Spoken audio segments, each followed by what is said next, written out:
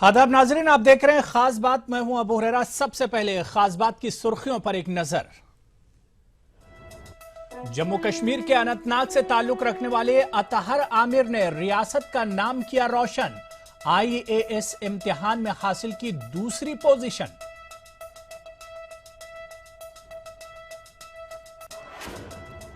उत्तर प्रदेश मदरसा तालीमी बोर्ड के निसाब पर नजरसानी के लिए 2 रोजा वर्कशॉप। मुल्क की मुख्तलिफ रियासतों से आए माहिरीन ने की शिरकत।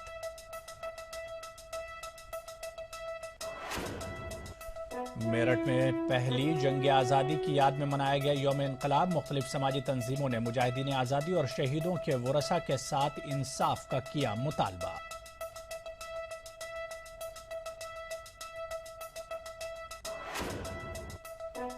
मगरबी बंगाल के आसनसोल में मरकजी फोर्सेस के जवानों पर मोबाइल फोन चोरी करने का इल्जाम। मकामी पुलिस स्टेशन में शिकायत दर्ज।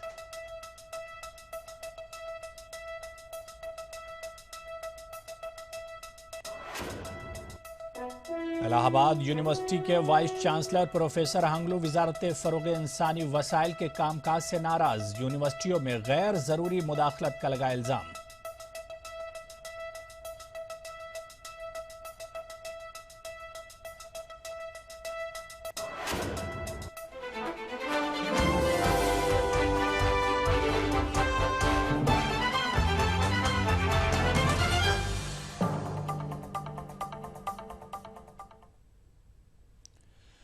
तो चलिए नाज़रीन, अब खास बात की तफसील देख लेते हैं। सबसे पहले बात यूपीएससी के नतायज की करेंगे। जी हां, यूनियन पब्लिक सर्विस कमीशन के नतायज का ऐलान हो चुका है, जिसमें टीना डाबी ने पहला मकाम हासिल किया है, जबकि जम्मू कश्मीर से ताल्लुक रखने वाले मुस्लिम नौजवान अतहर आमिर ने दूसरी पोजीशन हासिल की है। यूपीएससी इम्तिहानात में कुल 1078 उम्मीदवार कामयाब हुए, जिसमें 32 मुस्लिम तलबा शामिल हैं। इन मुस्लिम तलबा में 5 लड़कियां भी शामिल हैं। इस लिहाज से मुस्लिम तलबा और तालिबात की कामयाबी का फीसद 2.96% रहा।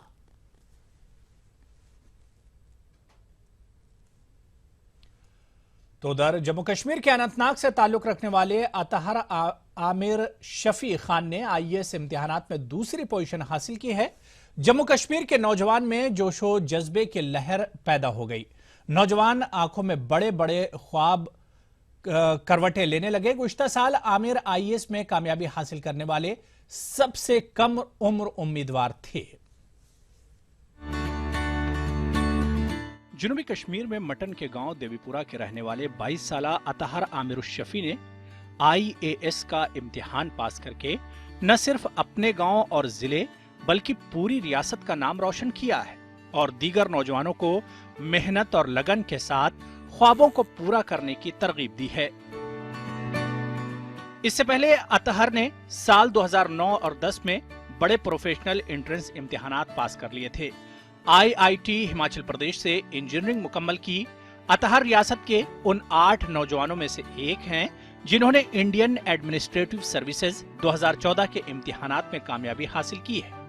इनका कहना है कि इरादे पुख्ता हों, मंजिल की जानिब जाने वाले रास्ते की सम तय हो और तैयारी मुकम्मल हो तो कोई मुश्किल आड़े नहीं आ सकती।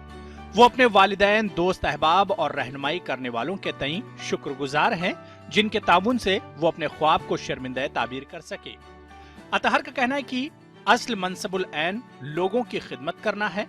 इसके लिए वसीला और जरिया कुछ भी हो सकता है।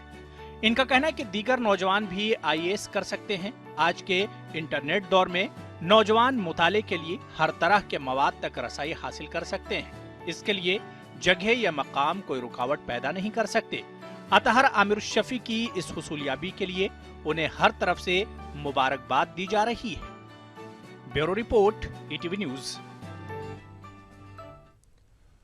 तो अपनी इस कामयाबी पर अतहर का क्या कुछ कहना है, आइए देखते हैं। मैं जम्मू एंड कश्मीर में एक डिस्ट्रिक्ट है, डिस्ट्रिक्ट अनंतनाग, वहाँ से बिलोंग करता हूँ और मेरे गांव का नाम देवीपुरा है जो मटन के बिल्कुल करीब है। और मैं लास्ट ईयर भी मैंने एग्जाम लिखा था। I had got 560 rank last year और मुझे IRTS Indian railway traffic service allot हुआ था। सो इस time this was my second attempt. मेरा ऑप्शनल सब्जेक्ट फिलोसफी था। Yes, philosophy was my optional subject this time. और मेरा बैकग्राउंड मैंने बीटेक इलेक्ट्रिकल इंजीनियरिंग में किया है आईआईटी मंडी से 2014 पास आउट। और उससे पहले मेरी एजुकेशन, मेरी स्टडीज़ कश्मीर में ही हुई है, अनंतनाग में और श्रीनगर में। काफ़ी खुशी है बेशक, क्योंकि ये बहुत प्रेस्टिजियस एग्ज़ाम है और प्रेस्टिजियस सर्विस है, और काफ़ी सपना था कि इस एग्ज़ाम को क्लियर करें, और बेहद खुशी है। हाँ, जहाँ तक रिजल्ट का सवाल है, I was not expecting second rank, but yeah I was expecting that result would be very positive. I was expecting probably maybe 100, but I was not expecting rank 2। चलिए आगे बढ़ेंगे। उत्तर प्रदेश मदरसा तालीमी बोर्ड के निसाब पर नजरसानी के लिए 2 रोज़ा कौमी वर्कशॉप का इनेकाद किया गया। इसमें मुख्तलिफ मदारिस के मोहतमिम के अलावा माहिरीन तालीम शिरकत कर रहे हैं। महकमे अक़लियती बहबूद के डायरेक्टर ने इसकी जानकारी देते हुए बताया कि मदरसा तालीमी बोर्ड में एक अरसे से नए निसाब की जरूरत महसूस की जा रही थी, लेकिन इस पर काम नहीं हो पा रहा था। 2 रोज़ा वर्कशॉप में हिंदुस्तान की मुख्तलिफ रियासतों से आने वाले माहिरीन अपनी राय रखेंगे। इसकी बुनियाद पर तालीमी निसाब तरतीब दिया जाएगा।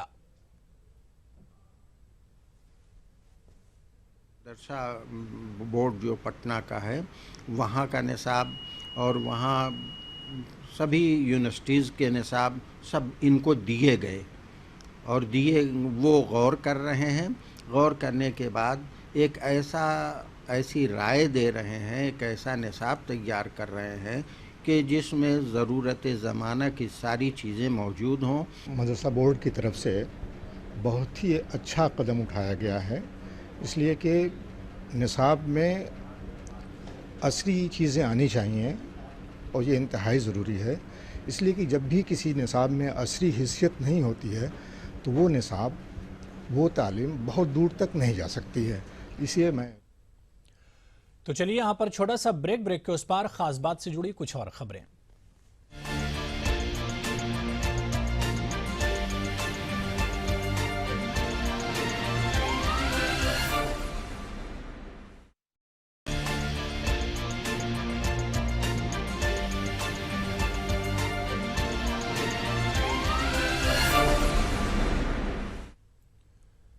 चलिए ब्रेक के बाद आगे बढ़ेंगे। मेरठ में मुजाहिदीन आज़ादी की याद में एक प्रोग्राम मुनक्किद किया गया। पहली जंग आज़ादी में मेरठ के मुजाहिदीन की कुर्बानियां तारीख के सफ़हात में सुनहरे हरूफ से दर्ज हैं। 10 मई 1857 की याद में इस दिन को यौम इनकलाब के तौर पर मनाया जाता है।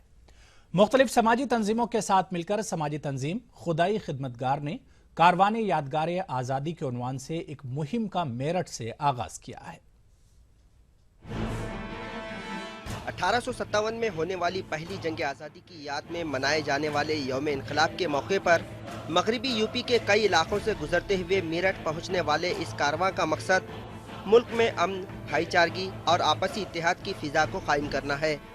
पहली जंग आज़ादी में मगरबी यूपी और ख़ास तौर से मेरठ के मुजाहिदीन की कुर्बानी और इनके मकासद को अवाम तक पहुँचाने के लिए खुदाई खिदमतगार तंजीम ने एक मुहिम का आगाज़ किया है।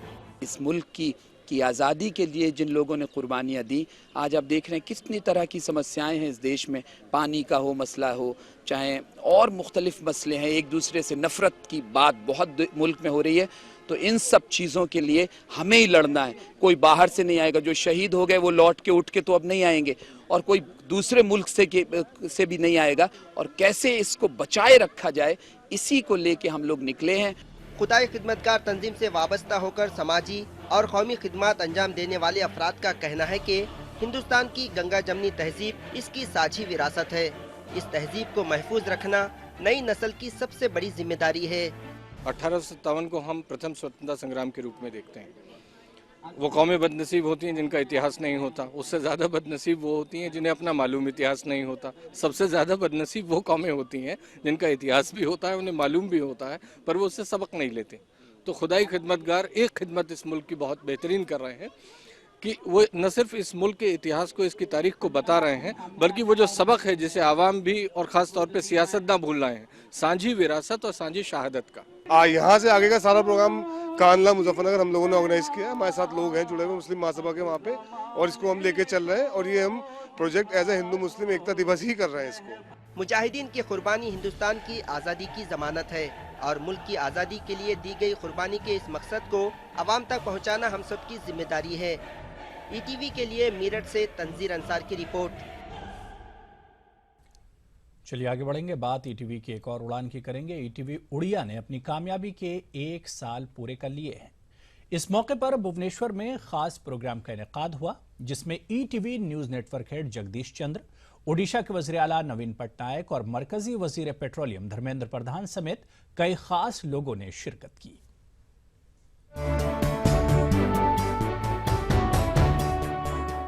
ईटीवी न्यूज नेटवर्क तरक्की की नई मंजिलें तय करता जा रहा है। इसी सिलसिले में ईटीवी उड़िया न्यूज ने कामयाबी के साथ 1 साल पूरे कर लिए हैं।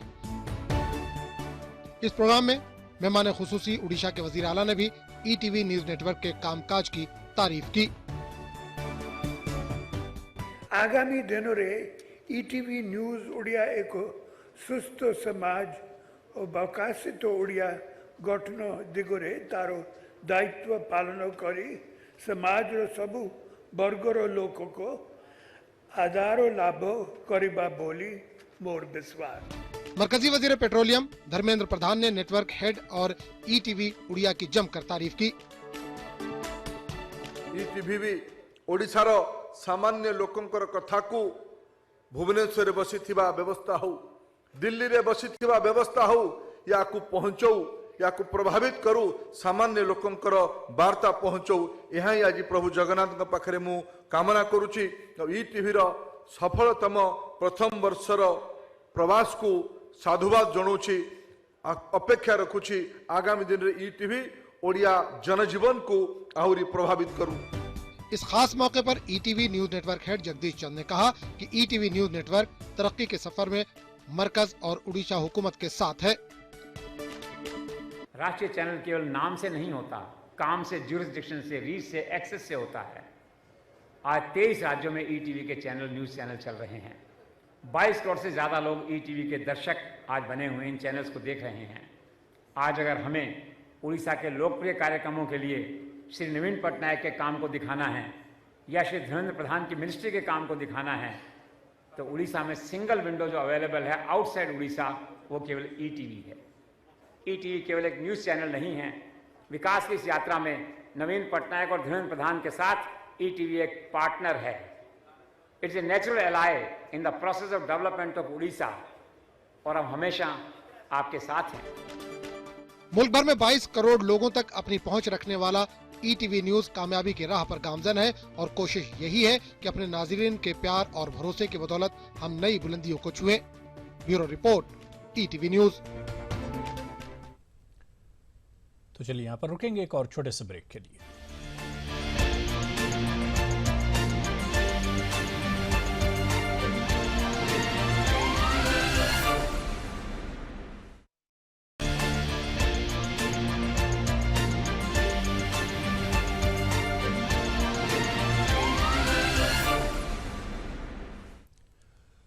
तो ब्रेक के बाद एक बार फिर आपका खैर मकदम है। आप देख रहे हैं खास बात। इलाहाबाद यूनिवर्सिटी के वाइस चांसलर प्रोफेसर रतन लाल हांगलू ने वजारत बराए फरोग इंसानी वसाइल पर संगीन इल्जाम आयद किए हैं।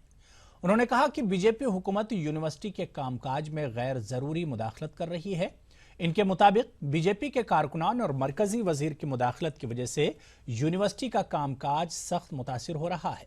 हांगलू ने मजबूरी जाहिर करते हुए कहा कि ऐसे माहौल में उनके लिए कामकाज करना मुश्किल हो गया है।